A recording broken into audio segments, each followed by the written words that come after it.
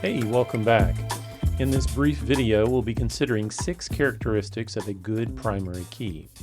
Selecting an appropriate primary key is critical because the DBMS relies on it to uniquely identify rows. Since a table represents an entity in the user's domain, each row being one occurrence, the primary key provides the identity that links each row to its real-world counterpart. So there are 6 main factors to evaluate when picking a primary key. Let's jump into them. First, the primary key should provide entity integrity. That is, it must provide unique values, and no part of the primary key should be able to contain a null. The second characteristic is that the primary key should be non-descriptive, or as some would say, non-intelligent. The purpose of the primary key is to provide an identity for the identity instance, not to describe something about the instance. Third, the primary key should be non-volatile. That is, it does not change over time. Primary key values should almost never change. Frequently changing primary keys is often a sign of poor database design. Fourth, there is a preference for single attribute primary keys.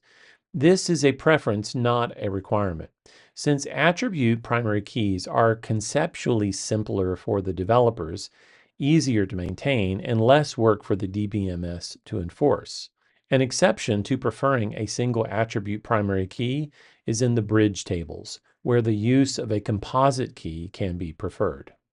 And fifth, there is a preference for numeric values as a primary key. Again, this is a preference, not a requirement.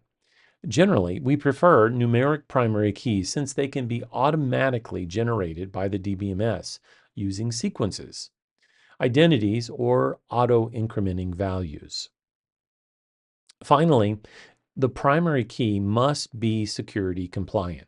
Sensitive values like social security numbers should never be used as a primary key.